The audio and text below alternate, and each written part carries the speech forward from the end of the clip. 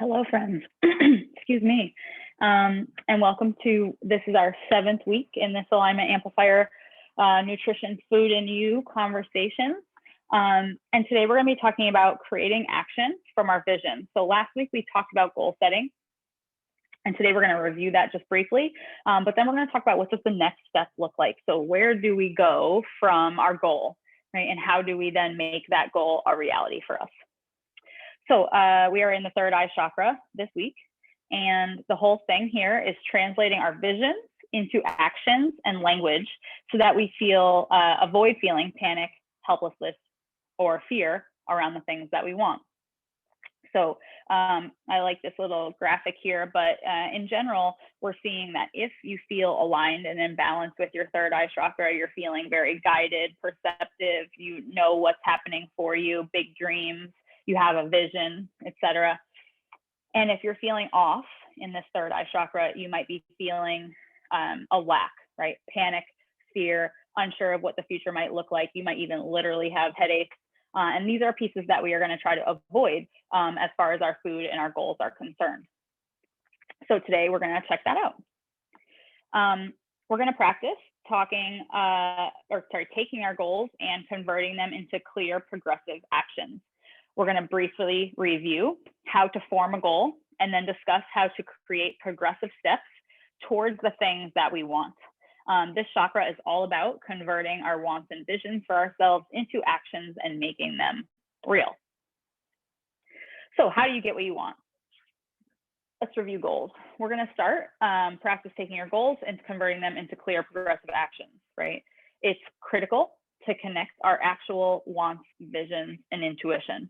So essentially taking the things that we want and making them reality and bridging that gap. How do we do that? And that's what we're going to figure out today. What we're going to do is first take a few minutes and sit with your gut. What is one thing around food, nutrition, and body composition that you really want and can see for yourself, right? So not necessarily just something, random that you think might be cool, but that you really want and that you can see being a reality for yourself. Take time to really listen to what your body and mind is saying and see what comes up. Then ask yourself why that thing is important to you, and then ask yourself why again. So if you're watching this recording, you can pause for a couple minutes here, close your eyes, and really just sit with your feelings, right? What is coming up for you around food, nutrition, body composition that you would like to see become more of a reality for yourself? When you're done with that, you're going to come back here and we're going to create that into a goal. So once you have that thing that you want around food, nutrition, and body composition, you're going to be as specific as possible and potentially include dates if it's accomplishing it by a certain time.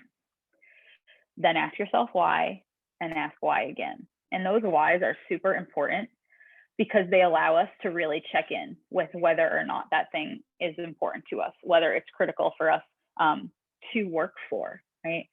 Sometimes there are wants or goals that we have that are not actually things that we really care about. And it makes it difficult to achieve goals if you don't care about them. And so checking in on why it's important to you and then why that thing's important to you makes it clearer that this thing matters and why we're working on them. I imagine you'll see more of what I mean by that in a second, but you're going to create a sentence or statement written in present tense around your current goals and perspectives around food, and then create a mantra that you can use to support that goal and remind yourself if it's important. So that's where the whys come in. And it also connects to the person we're trying to become in accomplishing that thing, right? And one of the sample goals that we're going to talk about in a second is being able to deadlift a certain amount of weight, right? Maybe the identity that you're trying to become is a competitive powerlifter, right? Maybe you're just kind of become a strong human. Whatever the thing is for you that can help attach to that importance for your life. So here's the ideal format. By blank date, whatever the date is, thing you want to accomplish because blank, right? So, by July of 2022, I deadlifted 300 pounds because I am strong and want to compete in powerlifting, something along those lines. Then we create mantras, again, based on the person that you need to be to accomplish that thing, right? So using that same example, it could be, I am a competitive powerlifter. And even if you don't feel yourself to be a competitive powerlifter right this minute, that's okay, because that's the identity that we're trying to become to achieve that thing. And telling ourselves that we're competitive powerlifters allow us to then become that thing over time. The more that we tell ourselves what we would like to do and become, the more realistic it is to get there. So what's next? Once we have a goal for what we truly want, we can translate it into clear actions. Ideally, we'll pick 1 to 3 clear actionable steps that you can put in place right away or build to over time, right? The closer that you, to get yourself closer to that thing that you truly want and desire. I just want to add a note here.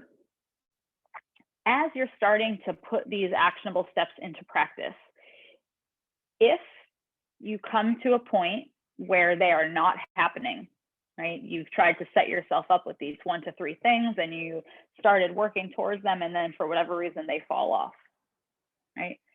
One reason for that fall off could be that the action steps are inappropriate, and we'll talk about that in a second, but it also could be that that goal might not actually be important to you.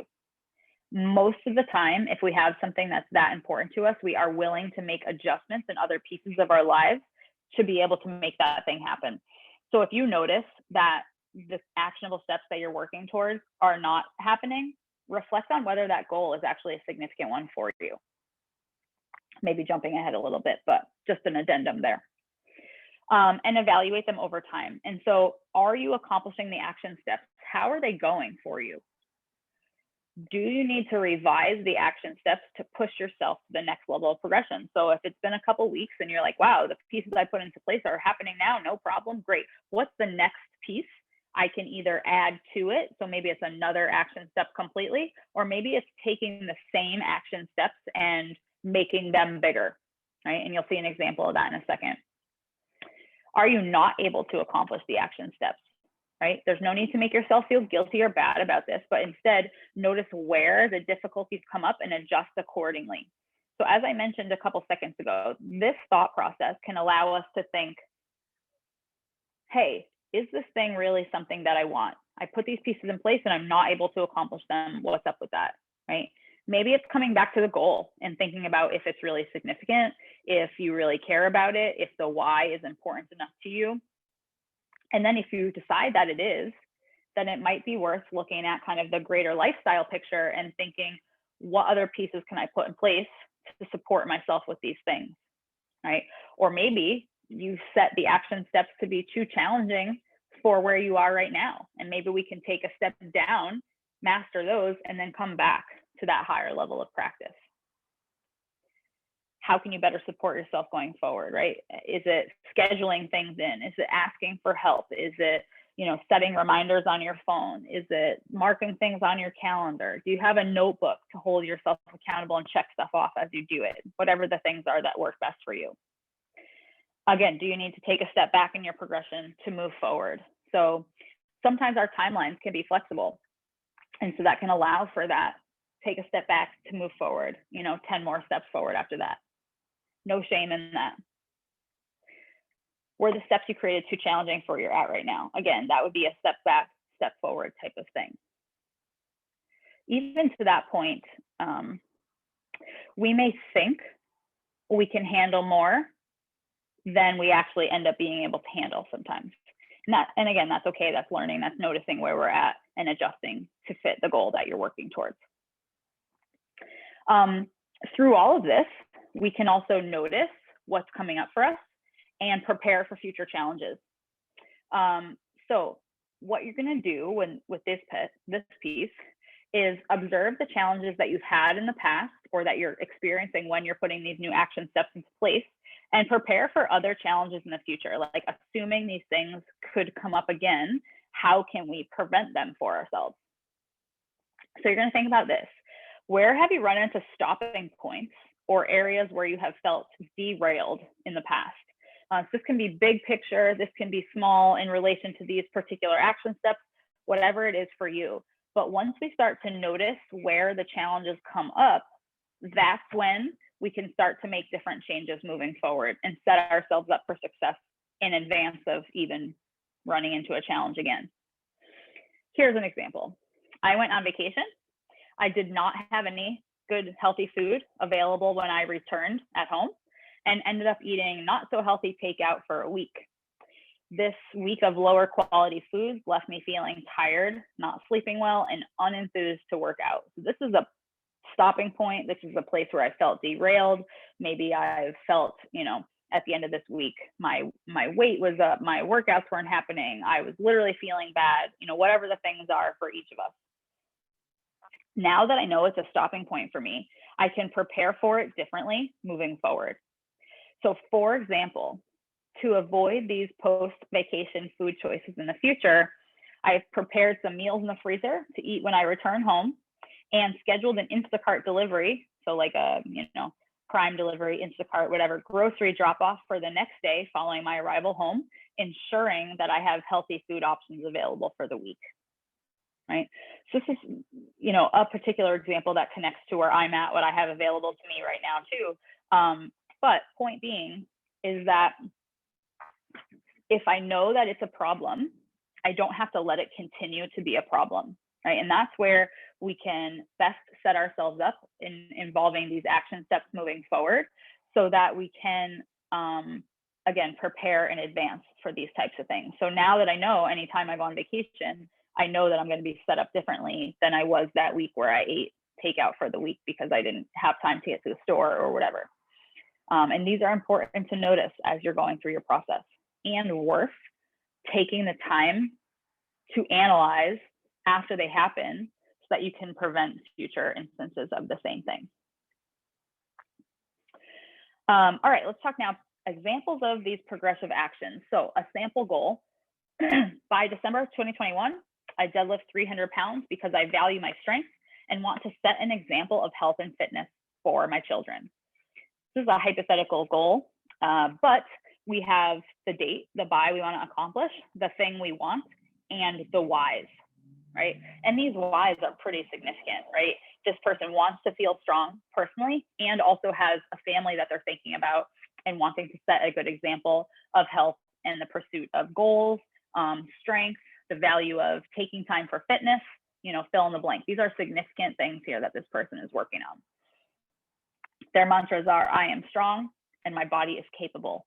Super huge to believe and embrace these things and become this person who is strong and capable as they're pursuing this 300-pound deadlift.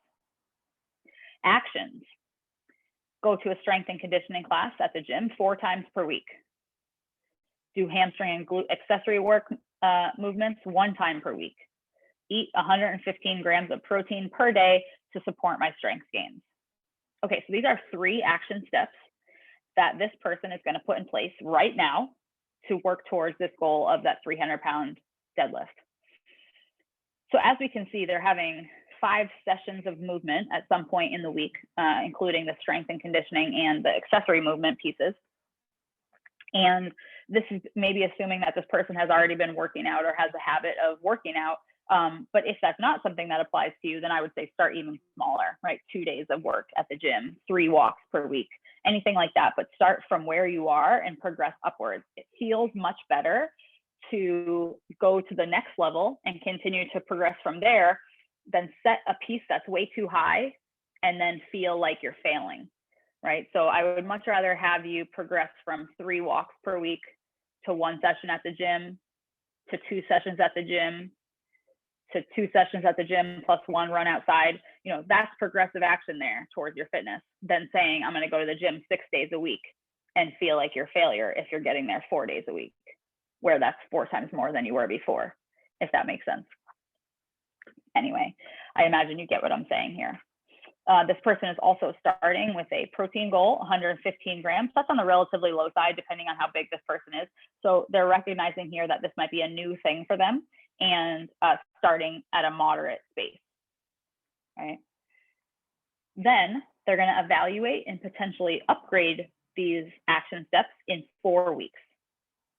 And now they're coming to go to a powerlifting specific class 1 time per week, in addition to the 3 strength and conditioning classes. So we're seeing an upgrade here in the fitness piece. They're going to continue with 1 day per week of hamstring and glute activity, and they're upping their protein. So now we're going to 130 grams of protein to support strength gains. So this is assuming, right, that the gym classes were successful, they're able to get there, but at the same time, not necessarily willing to go another time during the week, and that's totally fine. But our upgrade comes in the powerlifting specific class, right? So now we're talking specific to their deadlift goal, right? They're continuing with the same accessory work. Wonderful, that's going well. And they're upping their protein. So this is assuming that this person had success for 4 weeks with 115 grams, and they're ready to kick it up to 130 grams, again, to support the strength gains. So I hope this process is kind of clearer now. We're starting with the goal. We have the mantras. We start with relatively basic action steps, continue with those for a couple of weeks, and check in with yourself and see how it's going. Set yourself up with supports as needed during that process, and then evaluating and upgrading a couple weeks later. And by upgrade, we could mean move forward and progress, or we could mean take a step down depending on how it feels, right? And this is all up to you. And to this point, it might make sense to think big picture in setting up these action steps. So what will you need to do to get to that 300-pound deadlift? What's every step you need to get to your knowledge, right? By December 2021, and create that list into different weeks of efforts and things like that. So all in all, what action steps do we want to create? The first thing is start with the goal. Second thing is ask yourself why 2 times. This thing needs to be important if you're going to put time and effort into it, right? And in my experience, I have found that when people really care about the thing they're trying to accomplish, they make time to figure out how to make it happen. If the goal is not as significant, it's harder to make time for that thing, right? We create mantras that can help us through the process, becoming the identity that we are trying to form. Equally, that mantra can help us feel more inspired when the time comes, right? So if one day comes up where you're feeling less than excited to go to the gym, but then the mantra comes to your mind, I am strong. Strong people go to the gym, right? And that can help you with making moves towards that, right? Or I set a good example for my family.